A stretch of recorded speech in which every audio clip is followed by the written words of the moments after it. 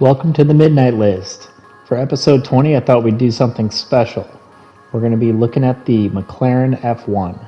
This is one of the $20 million cars offered in Gran Turismo. Supercars through the 80s were fast and flashy, but typically unreliable. In 1986, Porsche released the 959, which was actually very reliable and very fast. It ended up breaking the production speed record at 198 miles per hour. The 200 mile an hour barrier was something many manufacturers were working towards breaking. In '87, the Ferrari F40 allegedly broke 200 miles an hour, but only in Italy, and it's never been proven to be a 200 mile an hour car by independent sources. At this same time, Honda was working on the NSX, which was released in 1990. And redefined what a supercar could be by having a fast and very reliable car that was easy to live with.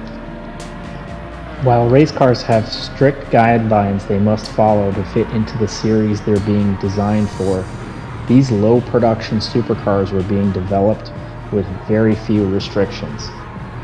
McLaren was a racing team at the time, but decided to play their hand at building a production car for the road.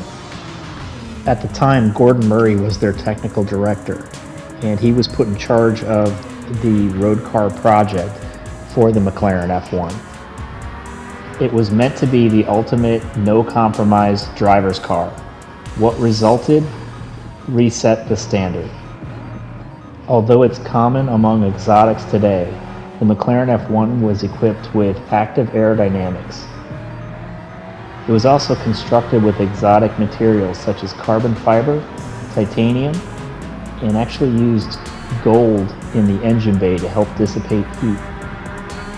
The top speed was famously not one of the project's goals, but it ended up breaking and holding the production car record at 240.7 miles per hour for 10 years.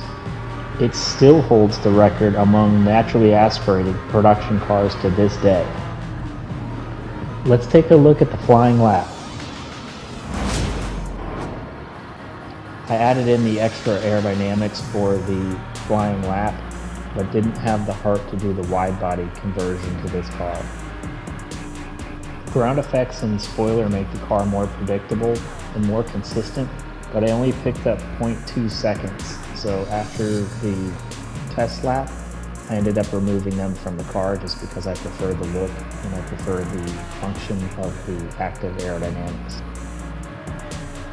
On the hairpins, you have to brake pretty early and pretty aggressively. From what I understand, it's actually part of the actual car, where one of the production requirements was repeated braking at 90% of the vehicle's speed. With the need for repeated high-speed braking above 200 miles an hour, it limited the ability of the brakes to work as effectively as they might have been able to at lower speeds. The air conditioning suffered a similar fate, being that it had to survive the BMW engine's high red line. Honda was also offered the opportunity to build the engine for this car, and Isuzu was actually even considered, being that they have a motor that was similar to the stats that Gordon was looking for. Gran Turismo's pricing of this vehicle is actually pretty accurate. The last one sold for $15.6 million, with them selling for more privately. That makes the virtual world possibly the best place to enjoy this vehicle that still remains, as it's difficult to justify bringing them out on the public roads.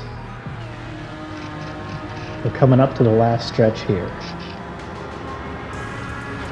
McLaren finished its lap at 1 minute 53 seconds, .674.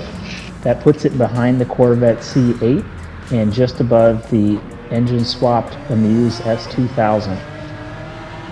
The car's pretty fun to drive, but it takes about 12 hours of grinding in order to earn the $20 million required to purchase it, or it would be around $200 in US dollars purchasing the credits in the PlayStation Store, which I typically don't recommend. This is the first naturally aspirated car I tested, which is partially because most of the cars allow for turbos and superchargers, but I actually appreciated the fact that they didn't allow that on the McLaren F1. Here's my setup if you wanted to pause and copy it down. Please like and subscribe. It definitely helps the channel, and I'll continue to add cars to the list until we can find out which one ends up at the top. Thank you, and have a great day.